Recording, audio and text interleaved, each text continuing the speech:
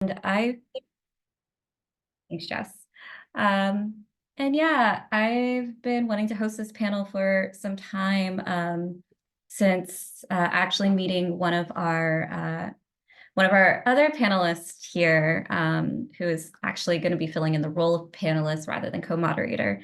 But since meeting Sarah Mortensen and learning about the work of Fandom Forward, have been wanting to discuss this space of fan communities and organizing for social change and political participation, and what it means to harness the all of the potential energy that fans bring, all that enthusiasm that they bring to fandom universes, and what that means to cultivate that towards social change and participation. So I'm really excited to have such a great group of panelists to get their insights and wisdom.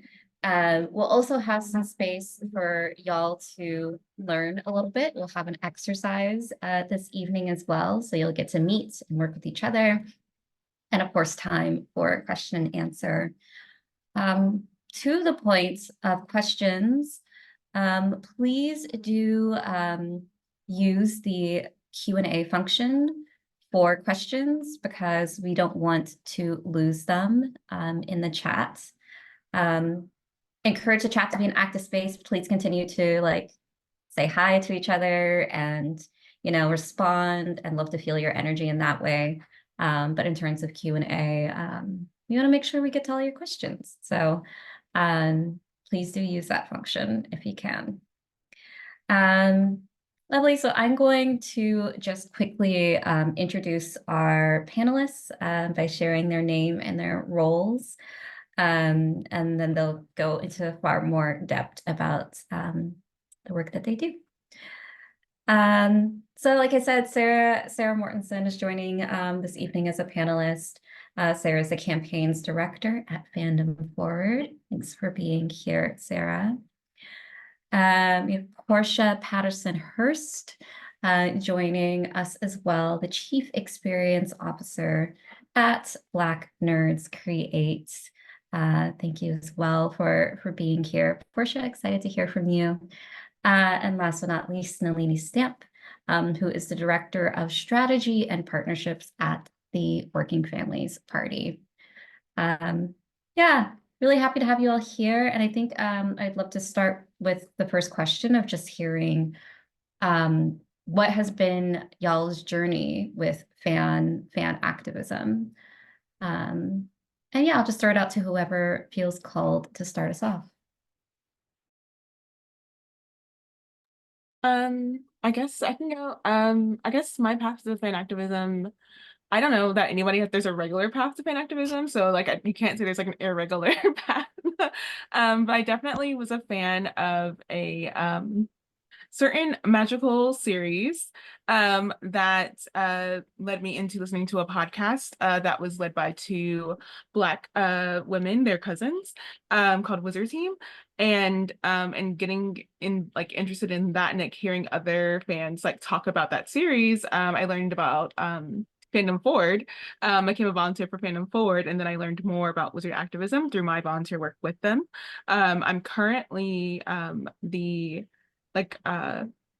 board member for Fandom Forward, and that whole wizard team journey led me to become a podcast co-host with those two co-hosts, and their organization is called Black Nerds Create, which I'm part of as well. So it all became one big fandom organization and activism kind of moment for me, and I'm still there. And I part of the work I do for Black Nerds Create also includes reviewing books, so that's also right up in my fandom alley.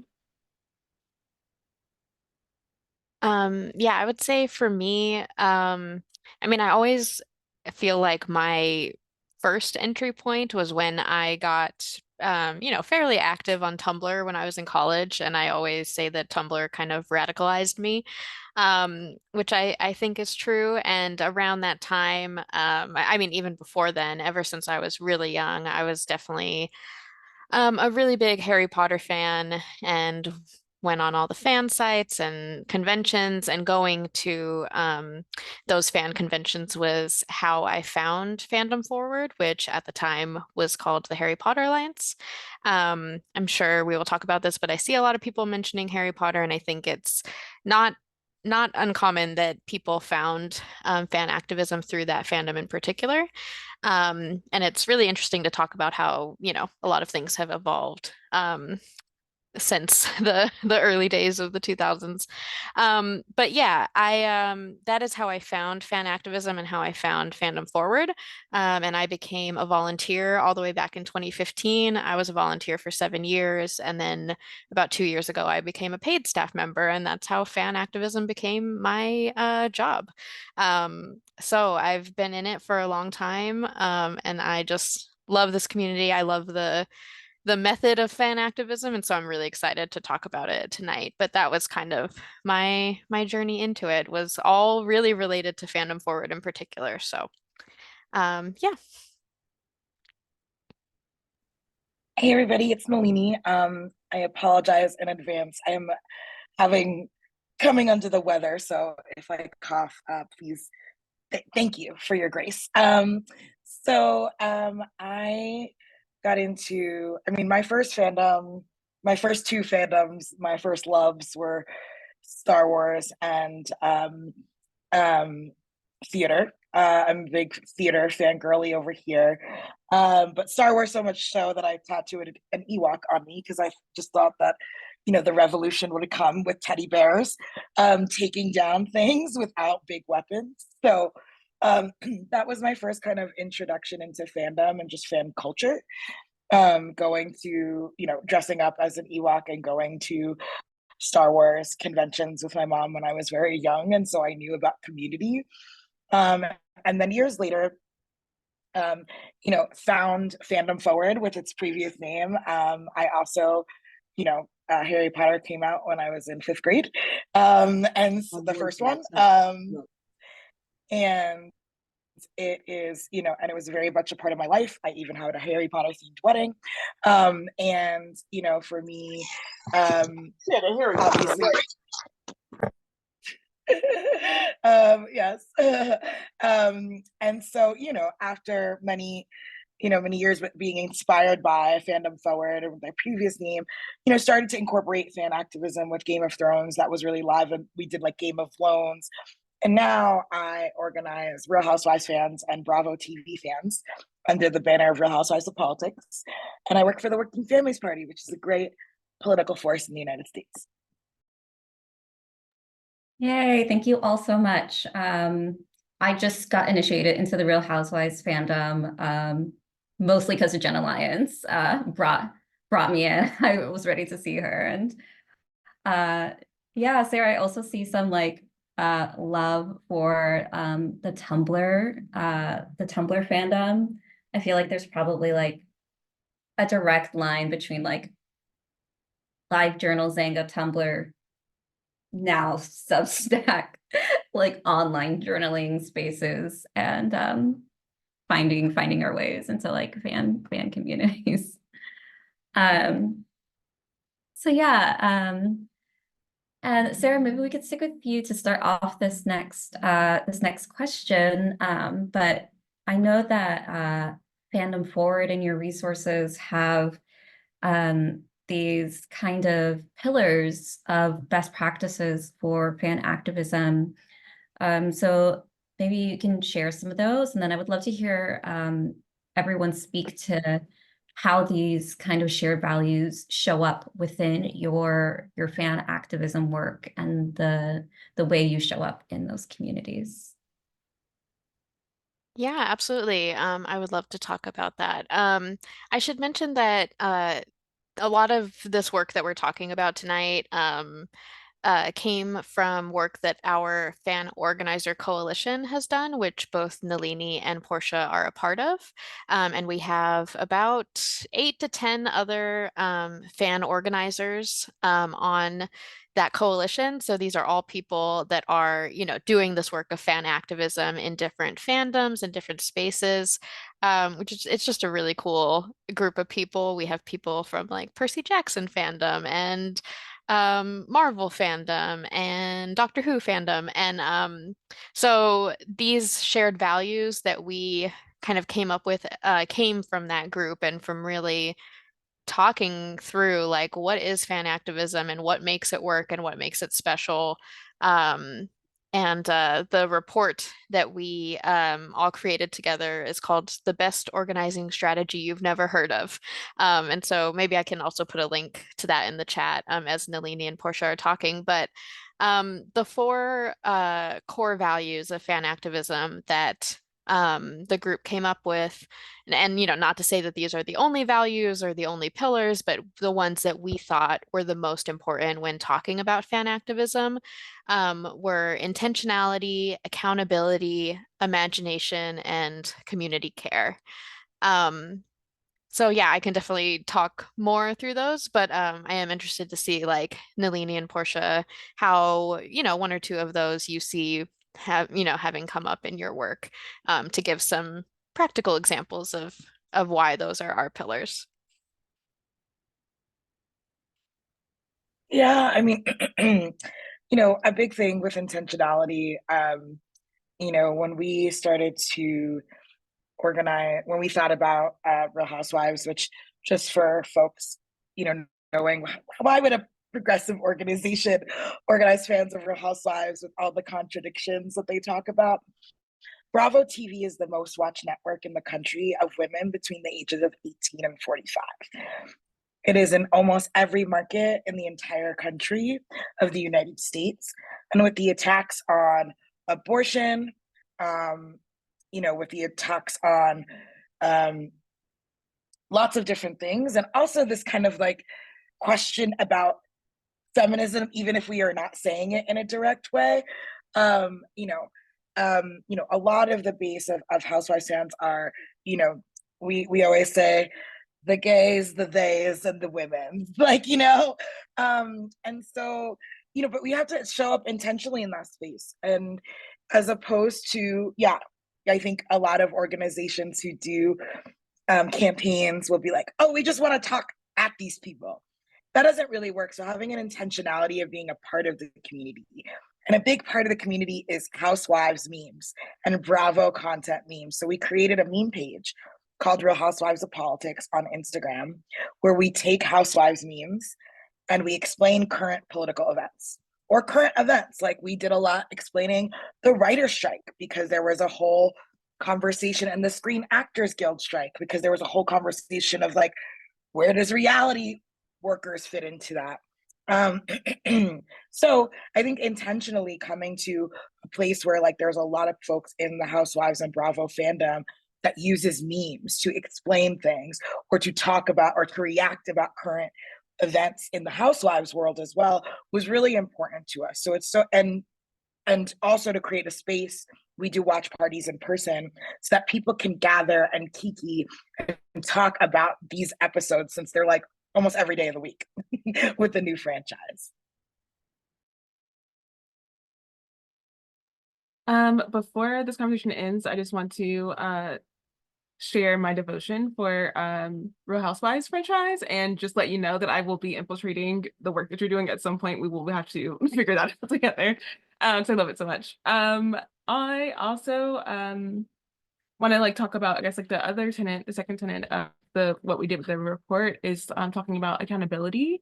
One of the campaigns that I first came in for, well, no, by the time I came into Fandom Forward, and I was really, really happy to be involved in the campaign that was like looking at girls' education, and using Hermione as an example to look at ways that girls have been left out of education, and getting funding for this organization called, goodness gracious, it's been years. Girls First. She's the First. She's the First. Yeah. And we were able to like raise money for multiple students to have access to education in contexts that they wouldn't usually be able to do that. And that is a way that we were like, that's a level of like, just as a fandom first, like being accountable to like what we can be using the love that we have for our franchises within ourselves. But there are also ways that we are really good at showing accountability and pushing for accountability from the figureheads that actually hold down these franchises and are providing a lot of this like screen work that we see.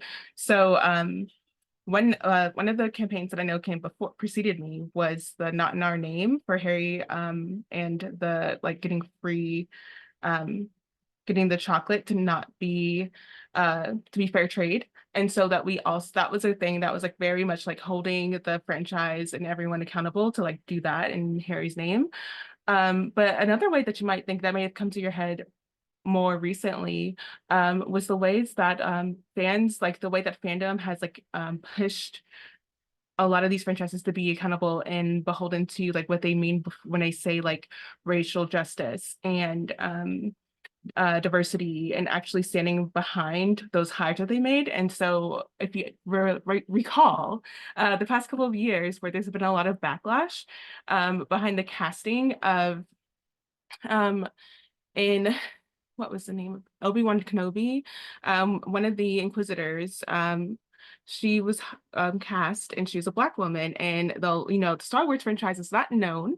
We're having a lot of fans who are very like the vocal fans are not known for being very progressive in their push, and they were very awful to her, as well as there was a lot of backlash behind Rick Riordan and the casting of Annabelle for Percy Jackson. And I think, and you can look at the way that like some campaigns like the Not in Our Name and the Hermione and other things that like Fandom versus done to and pushed towards these franchises have done to put an emphasis of goodwill behind like how we work with these franchises, how we like engage with those franchises. And it was really compelling to see that Ewan McGregor, who was an executive producer for Obi-Wan Kenobi, said absolutely not, and definitely pushed back, especially given how the Star Wars fans had pushed out the actress who played Rose Tico, as well as Daisy Ridley and John Boyega. And that was already a thing that had happened. And so it was really enlightening and like positive to see Ewan McGregor say absolutely not, the buck stops here for that show. And then Rick Riordan, I loved his statement. That was very much like, you are not a fan of my series if you are not a fan of our casting of Annabelle. Like you can't call yourself that in my name. And so I think there's a level of a lot of engagement that we do, a lot of love that we put behind the work that we do. The more that we showcase that and broadcast that and show franchises that that's the level of commitment that we need to see from them, the more we see them actually step up to the plate. And that is a level of accountability that you can't count on, sadly. But I love that we're getting to see more and more of it as time goes on. Yeah, thank you. I love those really concrete examples. And I just want to quickly uplift something that Rit said in the chat. They wrote, also the Autistic Women's and Non-Binary Network has such good fan activist essays. And maybe, Sarah, you could speak a little bit to the value of community care, because I know it's about prioritizing accessibility and open access and activist care. Yeah, I think that one of the things, and I know we'll get into this a little bit more, but that makes fan activism as a concept so special and also a lot easier to get into than people think is that fandoms have naturally self-organized, they are naturally self-organized communities. And so I think that's why we included community care as such, as one of the 4 pillars, because it is such an important and prevalent aspect of fandom already. And so naturally, that's also important when you kind of, develop a community space from fandom, just talking about the shows you love, into moving into, okay, we all really love Real Housewives. We want to connect this to some real world issues that we also care about. But how do we make sure that we still have that care, especially once we move into doing social justice work that can be really draining or difficult? And so, yeah, that is definitely like a very important part of our model of fan activism. And it can community care can show up in a lot of different ways. We definitely don't see it as just like, make sure you take a self-care day, everyone. Like it's much more about intentionally building community support into your fan activism networks. So I know a lot of the coalition members talk about, you know, in the Discord spaces that they've created, they have a whole team of people moderating that Discord or their Twitter pages or their Instagram pages so that you know, if they end up getting hateful comments, it's not all just on one person, like one leader of a space to deal with that, but rather you have a community of people behind you, a group of people that can help you deal with the hateful comments that are going to happen on the internet, you know? And yeah, just making sure that you show up for each other. Really just like you would for a group of friends, because, you know, you can imagine that a lot of these networks that are coming out of fandom have kind of started as internet or fandom friendships. So yeah, I think that community care aspect of fan activism and these fan organizing spaces is really special, um, and beautiful, honestly. Yeah, I would think there's really something to be said about coming together around something that you love rather than like having a common interest be coming around a common interest that you hate. um, you know, and yeah, if the like the core of like where you're coming together from is this like space of enjoyment and enthusiasm, there's only more space to build versus like if you're coming around against like hate watching something, it can very like the connections can very like quickly end, but coming together from like a base of love like kind of creates yeah, the space for care to naturally arise. And we also see it as like coming from that space of love makes the activism work as well more sustainable. Because I think at least like, you know, if you're just coming at it from a place of like anger or hate, like there's for sure room for that in like and necessity for that in organizing spaces. But um, you know, Fandom Forward is intentionally built to be all of our campaigns and our work coming from a place of joy, in the hopes that we build these activist communities that are more sustainable, and because burnout is hopefully less prevalent when you're coming at it from that really joyful, imaginative, creative place. Yeah. Um, so I was interested to see in the chat uh, that a couple of people here didn't know that like fan activism or fan organizing was even a thing. And I'm like intrigued to hear that, like, because I think this is a space of like mostly organizers or like people who are like politically active or like have at least like some sort of like grounding around movement work. So I'm hoping that y'all can speak to maybe what, if anything, differs from traditional organizing that many folks here are familiar with versus fandom organizing. Yeah. So I just a little bit about me for those who don't know. I've been organizing since 2008. So about 15 years now. I actually completed 15 years with the Working Families Party in October, organizing at the intersection of mostly politics and mass movement. I was part of Occupy Wall Street in Zuccotti Park when I was about 24 years old, and I'm a co-founder of an organization in Florida called the Dream Defenders. So I've organized in a lot of different states across the country, movements, lots of different things, lots of different campaigns. Probably just see my head bobbing in the background. But to me, like fandom organizing and traditional organizing are not that different in terms of principles. It's more different on where you find people and how you show up.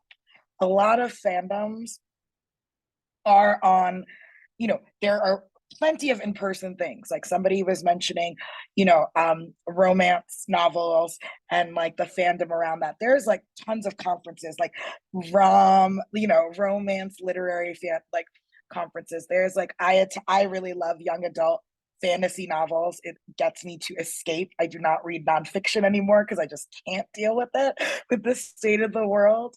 So I'm a big fan of the Red Queen series. I'm a big fan of, Shadow and Bone by Leigh Bardugo and like all of these things. And so there are in-person things, but there's a lot of stuff online, right? A lot of fandoms have flourished because some of these fandoms are international. We've described a lot of them that have an international reach. So like, unless you got the coin to be going somewhere all the time, you're most likely going to be talking to your folks either in Discords, on the various social media apps that I'm not going to all name at this moment. And so, but it has the same principles as traditional organizing, which to me are know your audience, meet people where they're at. So know your audience, know what the rituals are, know what, where people gather, what people like to talk about, what people don't like to talk about, right? Because there's a lot of fandoms. I mean, Real Housewives, there are just some housewives, like, if you come there saying you don't really like Nene Leakes, like it's just not a argument you want to have with the broader fandom, even regardless of your personal choices. And so you want to be able to understand, right? So you want to get to know people. You want to meet them where they're at. I think a lot of times with fandoms, it's in the fandom space, but also, every night there's a Real Housewives deep on Twitter Spaces. I don't really want to be on Twitter anymore. I'm still calling it Twitter. I don't know what Elon calls it, but I'm still calling it Twitter. I don't really want to be on it anymore, but Housewives fans are tuned in and they live tweet every time especially, during scandals. And so you have to know your audience, you meet them where they're at. And I think it's really important to have rituals, have steps that that feel really, really good for the community. Like with Housewives, it was for us, we were like, oh, nobody's throwing watch parties. This is a really good thing because people can come into community. And, we have like 8 watch parties next week for the season premiere of Vanderpump Rules across the country. And so we're bringing people that are volunteer-led, volunteer-run. So in traditional organizing, you're taught like, who's the base? Like who are the, what's the grass tops? Like who are the community leaders, right? And then you think about celebrities and stuff, and every fandom community has community leaders. They might not be in this traditional sense of like a pastor or imam or a rabbi, right? When you think about church faith-based community leaders, but they do come in podcasters, content creators, blogs. Those still exist. People are doing Substacks again, right? People follow those particular things, just like people who are in any type of religion follow their religious leaders. And so those are grass tops folks, and they exist in fandoms as well. And so, so that's kind of, and so there's, so that's like, a big thing. I think that's the similarities of like, I'm sorry I took too long to talk, but just wanted to break it down a little bit about like the traditional organizing and fandom organizing. I don't see them as different. I just see them as a different like venue and understanding what.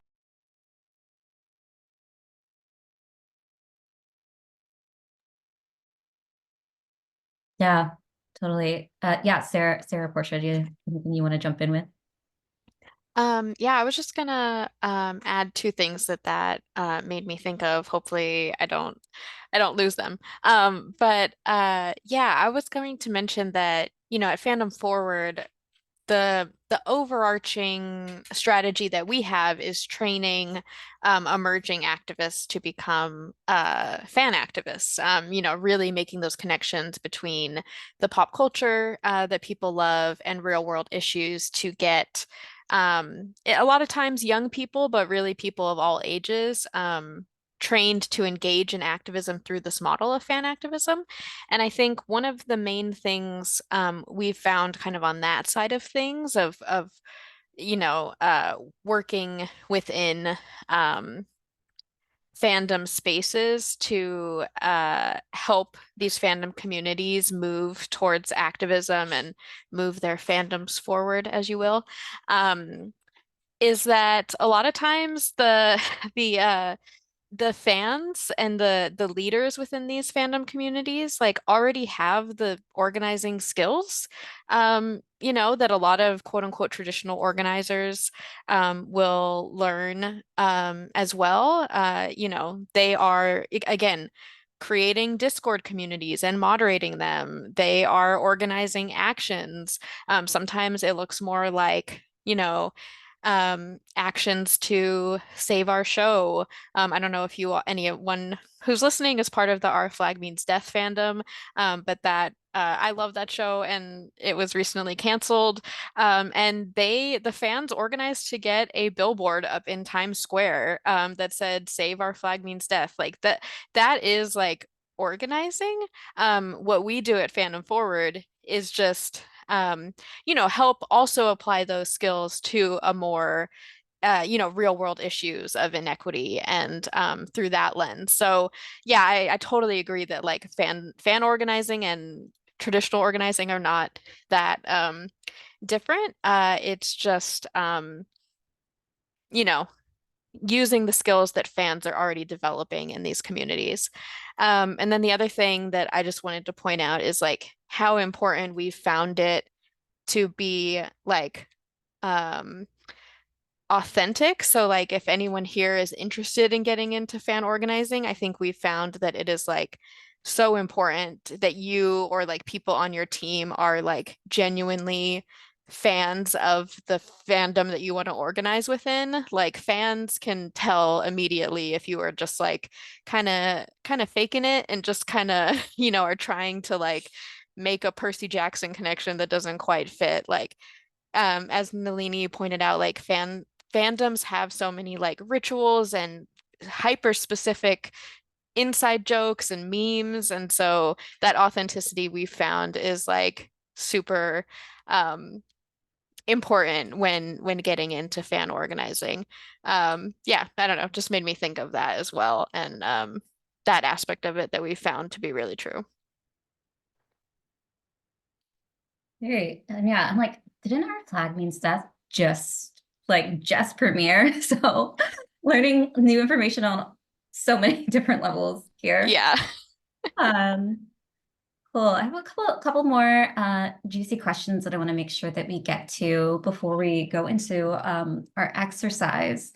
But yeah, this is something that the four of us spoke about when we were prepping, is kind of the assumptions that people make about fandom. So Portia, I'd love to toss this one over to you. And like, yeah, just hear about your approach around those assumptions and how we work against those.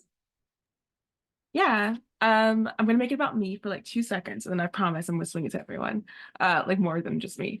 So one of the things that I think drove my lack of engagement with fandom prior to getting involved in the podcast, and that was like back around like 2015, 2016, was that I felt like a singular fan. I grew up in a community where there were like other fans of Harry Potter, and we would like talk at like school, but then like we never really like did anything about it, and we didn't do any of like I didn't engage in those like fandom rituals with them. And it as like the only Black person in that group that was engaging with that stuff, it felt as if I was like that I was a fandom of one, like I was just engaging in that fandom on my own. And it isn't through getting involved with Black Nerds Create and with Fandom Forward that I've learned that like you're not by yourself, and you can go to conventions and have people with you, and that become part of your family, your fandom group, and all of that. And so a lot of the work that we do with Black Nerds Create specifically, is like kind of like helping people come out of the space where they might feel like they're alone in the fandom and that there's no space for them because of this caricature that's been put together of what is a fan, what is a nerd. And I think that like what we keep seeing in media is like a portrayal of like gamers in a basement, and they're like white guys who are part of the whole Gamergate thing, and how all of this like has like spread into like larger just like trolling and all that kind of like behavior within fandoms. And so it makes for fandom environments to feel like hostile environments digitally and in person. And so people are reluctant, you know, feasibly about their safety in those places. And so one of the things that we've been engaging in deeply as one of our tenets for Black Nerds Create is like critical fandom, and what it means to actually like be part of a fandom, but also being able to like criticize and critique the issues that you have with not only the properties, but the fandom itself, and being able to be a safe space for that. So we have Discord communities where we like people are talking and engaging on politics, they're engaging on different releases that are happening, and we're like talking like over and about like our like different intersections of our identities that are involved in all those things. And it's only through that I think that you can build these larger fandom engagements, and that like not feeling alone thing happens more when you can see the nuances and the discussion from like politics into whatever your current fandom is. And the newest drop of what is currently dropping, well, Echo just came out, but what's currently dropping, and you're like, oh, like I really love that Marvel is actually engaging deeply with the Choctaw community to write in on the series, but like I didn't love this aspect of the story. And it like that nuanced conversation can happen, and people no longer feel like they can't have opinions about these works that they're really interested in, and without being attacked for it online.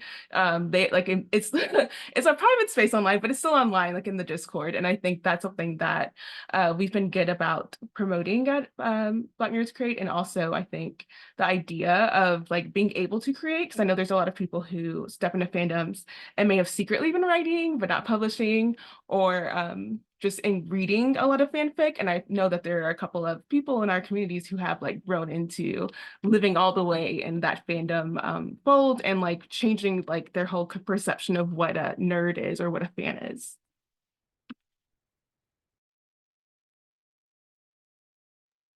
Yes, and thank you like for like sharing that bit of a personal story to kind of reflect what the reality for entering fan space can be for marginalized folks. And also bringing in the critical aspect of our fandoms, that we can observe and kind of break down our fandoms in this way to explore how we might be able to show up better.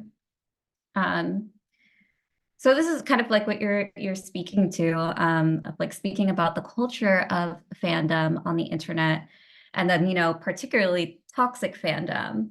I'm wondering how the culture of fandom and like maybe the co-option of fandom terms has galvanized the right wing in political action, and like, you know, what are the through lines and the things we should be looking for so that our fandom doesn't get co-opted in that way.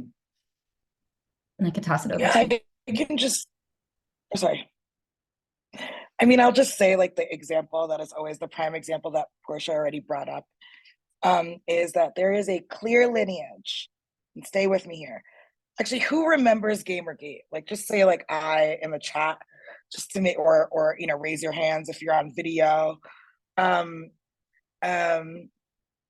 Yep. For those of you who do not know, or just were like, yeah, exactly, boom. For those of you who don't know, this was, yeah, thumbs down, really. Yes, exactly. It's terrible, right? We don't like, unfortunately, yeah.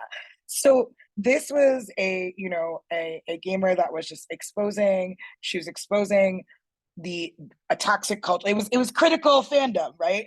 For the time, someone who's exposing toxic game culture and toxic masculinity in the gaming community.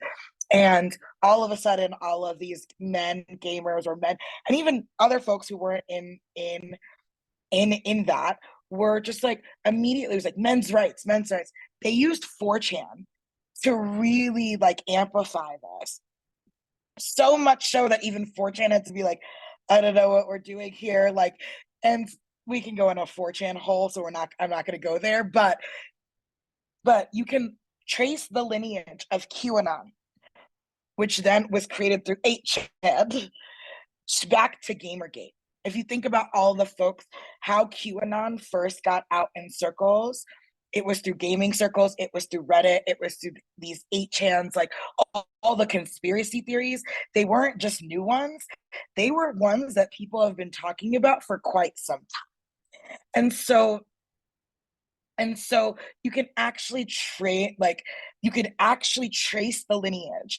And with QAnon, we know that a bunch of folks participated in January 6th, you know, and I don't like saying insurrection, because sometimes insurrection is not always a bad thing, because sometimes you need to overthrow bad people. But what they did, doing it in like a false ground based on Anon's claims, using Captain America imagery, using fandom imagery, was all I needed to know about the sophistication of the far right and their forces going and organizing fandoms.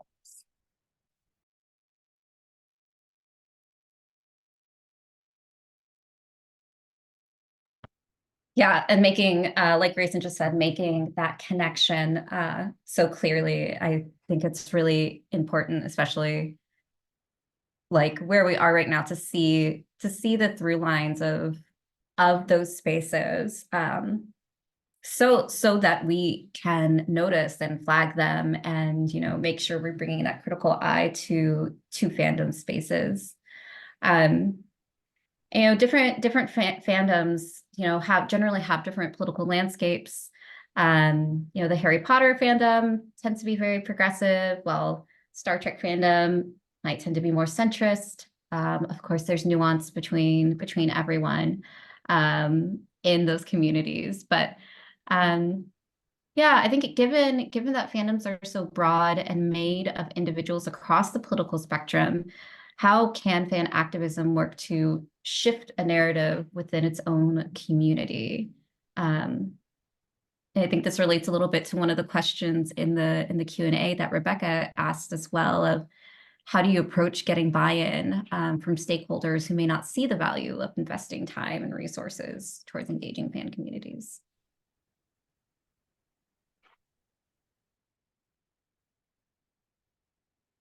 I can just speak a little bit to shifting a narrative. I mean, I think, yeah, like you said, within any fandom, really, you're going to have a broad range, some more than others, a broad range, of political landscape and ideology. Certainly, like, Portia has already mentioned Star Wars, which can have like super progressive fans, and then you have all the way on the other side.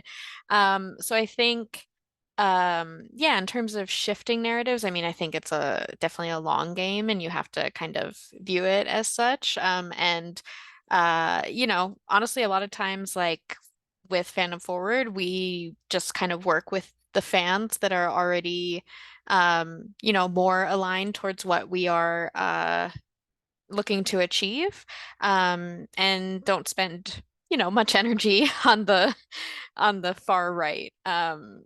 But I think that the one thing that can help to shift narratives for fans who are maybe not as progressive as our campaign is that we are working in, is really just, again, about like making those connections between this piece of media that they obviously love, and the real world issues. I think that making those connections, making them really clear, making them over and over again, can really help to work on shifting those narratives.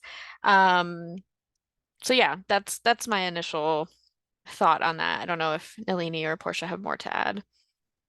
Yeah, and maybe Nalini, oh, sorry. If Nalini, if maybe you could speak to, I'd love to hear about, since like Working Families Party like actually like invested in like doing Real Housewives of politics. And I think Rebecca was speaking to that a little bit about like getting the buy-in from stakeholders to invest the time in and resources in engaging fan community. I'd love to hear your experience with that. Yeah, I mean, here's the thing, somebody just said on the chat, like the Republic, like the GOP or, far right forces or whatever you want to call it, because it's a lot of things here that like they speak unsophisticated. And I think that in lies a problem. They don't speak unsophisticated. They meet people where they're at. Most people in this country are working really hard for no money, for no healthcare, with no future anymore. No matter where you come from, no matter what hateful things spew out your mouth, most people agree with that. And they want stuff said to them in a quick and simple manner. One of my mentors used to say, the right's bumper sticker is cut taxes, cut taxes, cut taxes. The left, it's complicated. And so when you have a simple message, and I think, and people, we all know this, fandoms are a way for folks to escape, but also understand the world in a different way, right? Like my values were based on seeing, Darth Vader and understanding that was fascism, even though my words weren't fascism until I was like in my 20s. I just understand it on a visceral level. It's not, and that's the thing, is like we have to start talking to people where people feel it in their bodies, as opposed to acting like we're going to talk about it in the heads. My friend just reminded me of this. There's a huge Yellowstone. Yellowstone is a huge show. It has a huge fandom. You go anywhere in West Texas, you go to some of the places across the world, or in the United States, huge fandom.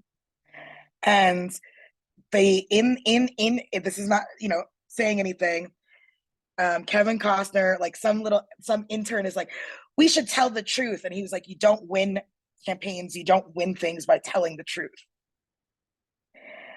And so fandom organizing is a way to talk to people based on fandoms, and to talk to people based on like relational stuff, without going into the nitty-gritty of like, my policy point is really right, because that's how we're continuing to divide with one another. So for me, in terms of like the investment and all that stuff, has been like, as a political organization, as folks who like I have worked on elections in probably 25 of the 50 states of this country, everything from state and local to US Senate.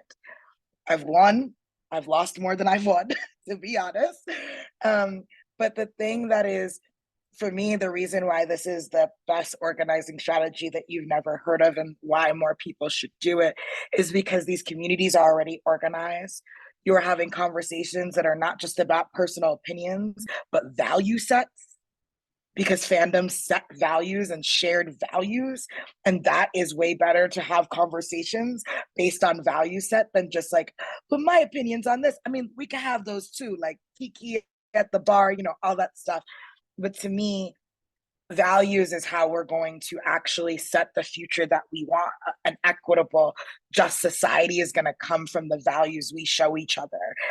And that's why I think that like we've gotten people to invest and really take fandom organizing seriously. And it wouldn't be without the fandom, like Fandom Forward and the Fandom Organizing Coalition, to also just think about how we can do that stuff bigger and better, and the challenges as well. Yeah, Portia, I know you were going to jump in there too, so I'd love to hear what you have to say. Yeah, I was just going to speak on, a lot of my work, the work that I get paid for, is around values-based messaging. The work that we do is working with grassroots organizers. I'm currently working with grassroots organizers based in the South and Southeast of the US who have their own communities that they're engaging with narrative development, and engaging in what works for those communities. And a lot of that values-based messaging, to be clear about that, if you're not if your brain is just what is that, it's like, again, it's like the knowing your audience and meeting them exactly where they are. So like the thing about like the fandoms that we're talking about here, and I'm going to fall on what is the most recent, I'm going to fall on Andor because it's the most anti-fascist like story I've seen in a while. There are so many aspects of that story, going from like a richer class person and like their involvement in that, and seeing how we're like how the class vibes are happening there, from Andor, who is like, who you could argue is like an everyman kind of figure, and that like he is only involved as so much that he like needs to live, and this is his way to live is to be a mercenary or whatever he a jack of all trades he wants to be that day. And he gets sucked into the greater political discussion because he can't help but to be it, because to live in this world is to be a part of the body politic, and whether or not you decide to engage with it actively or not, you're part of that. And I love that story kind of like pushes Andor, and then therefore pushes you to look at like the situation from that lens. And the values that are stated in that, like they're like that storyline for the first season that goes from like, yeah, the mass incarceration of it all, and like who controls the mass incarceration, and then like you get a hint of what they're building as they're doing that labor, and the like the idea of like forced labor and the continuation of that, like even in a more advanced society. And then you recognize what they're building and you're like, oh my goodness, like this is just like so on top of a lot of the issues that we're having in real life. And I've not seen anyone, and this could be my own like bias, but I've not seen anyone deeply engaged like with people on those values using Andor as an example. And I think that there's a lot of ways to like dissect the values that are inherent in Andor, what different character stories and journeys could use in building an audience profile and deciding how to engage different people using the trajectory of the story. So I think that like there's a lot of opportunities, and again, and I break this stuff down for work. So I also would like, anybody wants to like talk about it more, would love to like see people think about the ways that like, yeah, like we watch these things for entertainment, but again, critical fandom, like there's no way to not see yourself. And that's the glory of story, is that like there's a way to see yourself in that story. And a well-written story will like impact a lot of different people and showcase a lot of different personalities and character traits that will like just evoke a lot of different feelings. And I think Andor does that well. And it's something that you can do for a lot of different stories across a lot of different timelines. And you can just, if you can sit and have a moment to break down those different aspects. And I know that this exercise coming up will be helpful to that to an extent. It really does kind of like help drive home that the way that people converge around the work that they do, whether it's engaging or deciding not to engage in politics, or actually like taking what they hear to heart when it comes to what they watch. I think that like it really comes down to like what Nalini was saying about to values, what they value. And it is a starting point to where we can reach people. And we've seen that across the board, whether it's been fan activism or general grassroots activism. Yes, the bringing in of like the values from these stories, and kind of pulling that thread to our real world values and making those connections for people, I think is so powerful. And, I think to the point that Nalini said earlier of like these stories also teach us something about those values without us like maybe making us understand the world in a different way. That just has all of this, just this like rapid potential to be able to draw those connections and like change those narratives and change values. And can I say one thing? Because I think it's happening in the chat a lot too. Is that too like fandoms also change over time, right? Like, I mean, so we were just talking about this with wrestling in the chat. Like, wrestling has been studied to be one of the most progressive fandoms. Like, politically, there have been studies around just different, because there was this whole thing around MMA and Trump. And like, so people were like, where are wrestling fans now? And you would think when I was growing up, it was Hulk Hogan, Ric Flair and The Undertaker, which was my favorite. Yes, I was a big wrestling fan when I was younger, really big. But like that fandom has changed, right? More younger folks. There are a lot of people of color in that fandom as compared to, like, I think it was like 80% white consumer audience for wrestling in the 80s and early 90s. It's gone kind of like 60%, or like 60% people of color now, right? And so fandoms also really change over time. Like there was like Marvel is a perfect example. Like it's really hard to be a Marvel fan on these internet streets these days. But like Marvel started out as like Nazi bashers, right? Like Marvel started out as the anti-fashion, like DC was, and we're not going to get into the DC Marvel battle here, but DC started out as being like billionaires and like people from alien spaces and not talking about real world problems. And Marvel started out of like, we are anti-Nazi, and then X-Men was about race. Like X-Men's about race, don't let anybody tell you otherwise. And now you go into Marvel fandom and I'm like, who are you people? Like, and whatever, we still got work to do, but also fandoms change. They're not linear, and they're not like, and sometimes it doesn't make sense. You're like, how'd this happen? Ooh, as a Harry Potter fan, I can deeply relate. And yeah, I think someone even like dropped that conversation in the beginning of the chat. So Portia, you kind of like seamlessly like guided us into our exercise. Before that, I just want to give a big thanks to Nalini, who I think is going to have to leave us a little earlier. So thank you so much for being here and all your insight. Do you want to leave folks with like any contact information? Where can folks find you? What should they know? Yeah, just drop my email in the chat. You could always email me. I'm also on Instagram, and because all the Gen Z in DM, I now have, I look at them as a form of messaging and not just my iPhone because I'm very confused, but it's a thing. So I'm also at Nell Stamp. But email is also fine. I'm happy to talk to people about, all of that stuff. I'm sorry I gotta go. I just under the weather. Thanks, y'all. Yeah, do go rest. Thank you for being here. Thank you so much. Feel better. Sending you love. Okay, so I am like struggling to keep up with the chat and the Q&A, but in the most like beautiful, fruitful way. I love how much is happening. So just to say, if we haven't gotten to your question in the Q&A, please stick around. We will get to it after our exercise and breakouts. We'll make sure we have at least 10 minutes to do Q&A. But for now, I'm going to pass it over to Sarah to talk us through how we start to actually take action.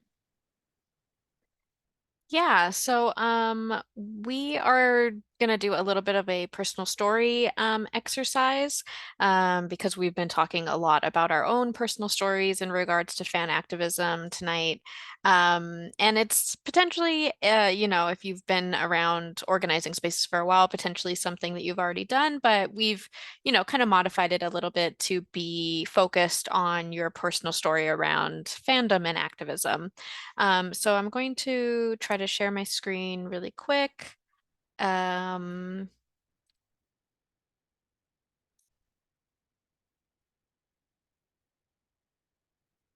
Okay, and can people see my screen? Yeah, okay, cool. I see a thumbs up. So yeah, I'll actually share this, or Jessica or Jess, nope, you don't have the link, or maybe you do. Anyways, I'm gonna share it in the chat. And I would suggest opening it right now because I'm not sure how to share the link once y'all go into breakout rooms. But yeah, go ahead and open that link. And this is our worksheet.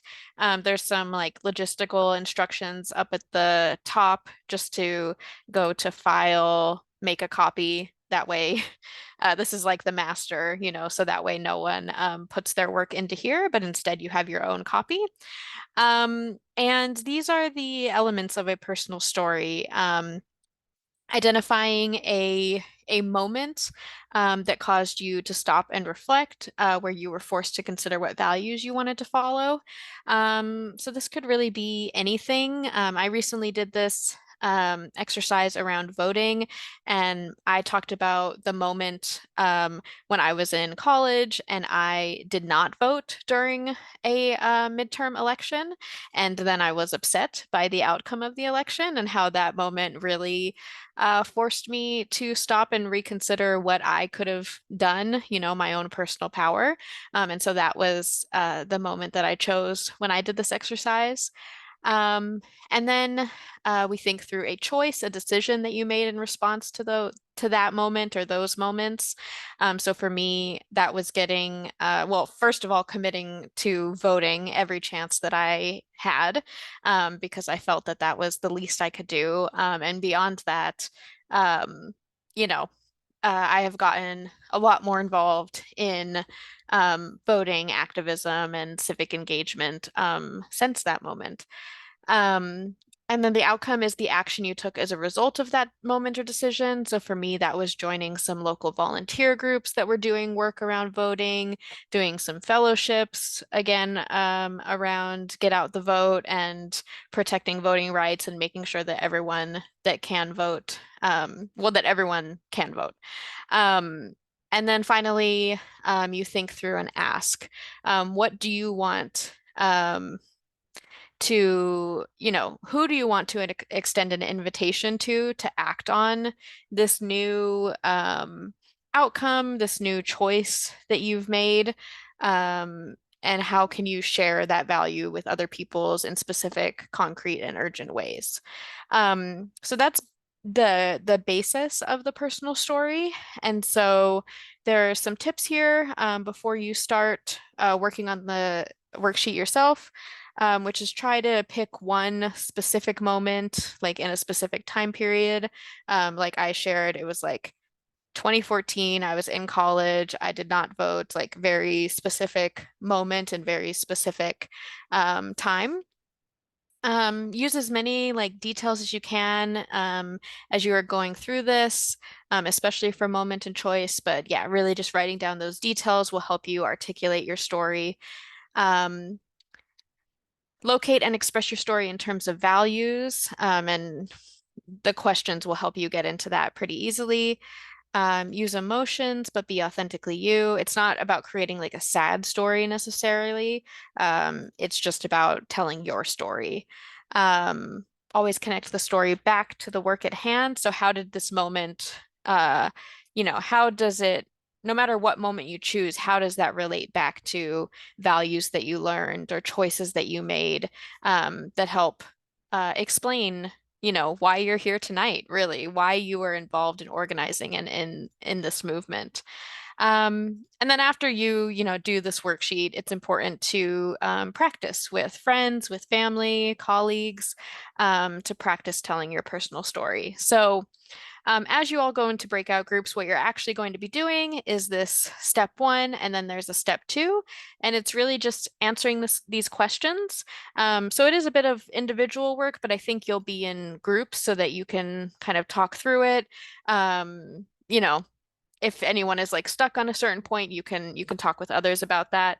But you are answering what issues are important to you, what values inspired you, and since we have a fandom focus on this, like what values might inspire others that are fans of the things that you are. So we've been talking a lot about our different fandoms tonight. So what values inspire you, but then also try and think of like what values does it seem like WWE fans or Star Wars fans or Beyonce fans like have in common.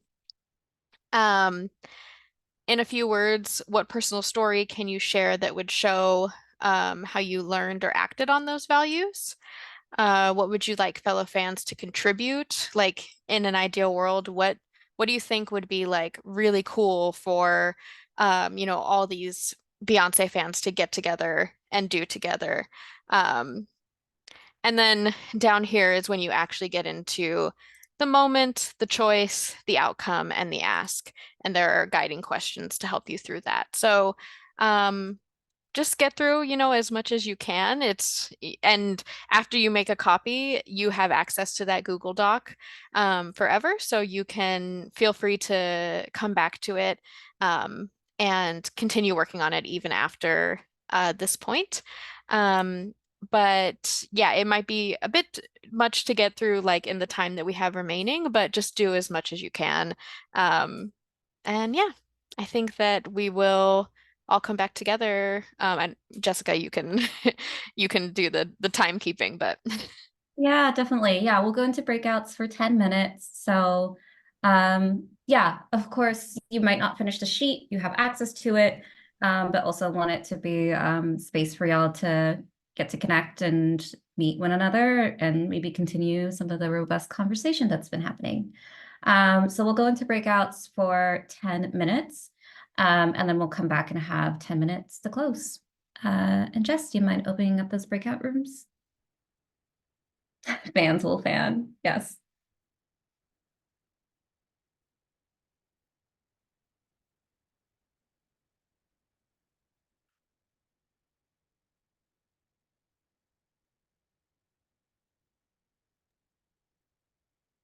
Zoom is going a little bit slow, but rest assured you are being pulled into breakout rooms.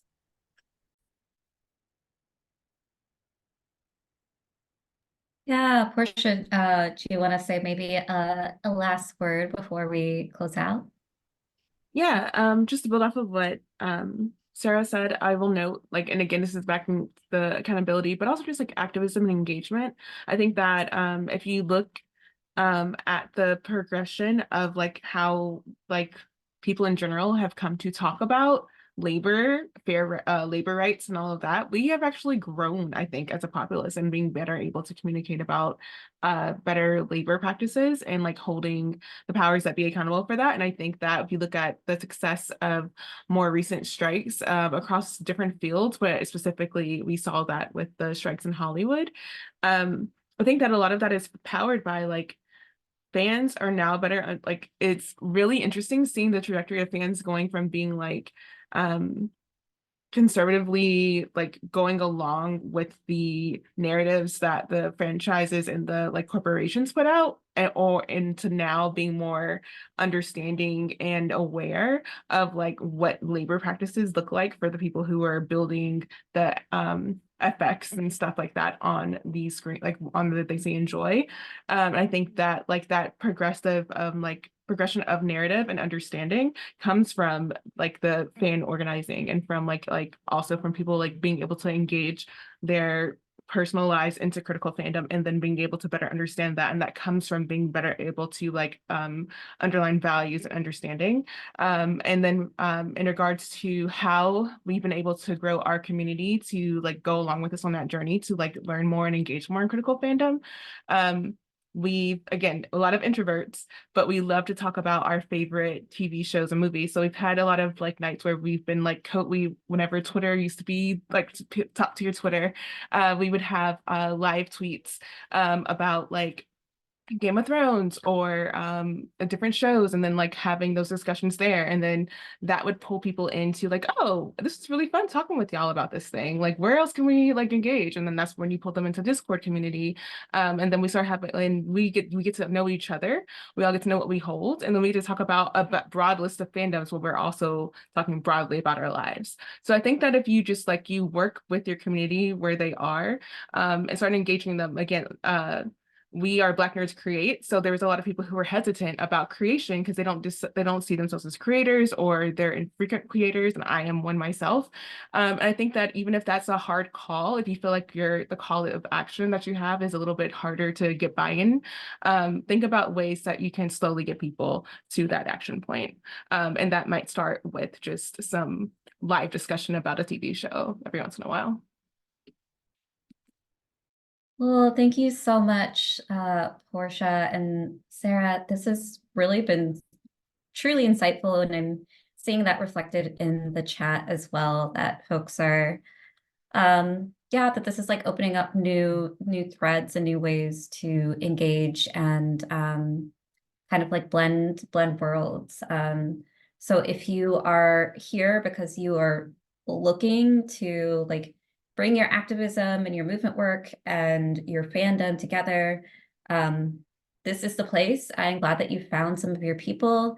Sarah, and also we'll share out an email, which will have this recording, some of the resources we've mentioned and just more information. But Sarah and Portia, do you want to share anything about like how people can get in contact with you? Anything that you want to make sure people know before we close out? Yeah, definitely. I am open to hearing from anyone. If you have questions about fan activism or if you potentially want to collaborate on a campaign or some work.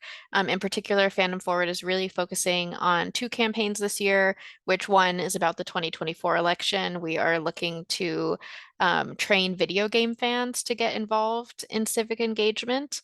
And then we are also doing our annual book ban campaign, not that we are banning books, but that we are against book bans. So if either of those topics are interesting to you or your work, definitely feel free to email me. My email is sarah@fandomforward.org, and it's Sarah, S-A-R-A. And yeah, if you're interested in hearing more from Fandom Forward, feel free to go to our website, fandomforward.org. And then you just, what is the link? Here, I'll just pop it in the chat. This is the link to sign up for our email list if you're interested in getting emails about our campaigns. And then, yeah, you'll get some of our resources from Jessica in a follow-up email. But thank you, everyone. Like, this was really a great conversation. And I loved how much y'all were talking in the chat. It was really great to hear from all of you. And I'm excited to hopefully hear from some of you in the future.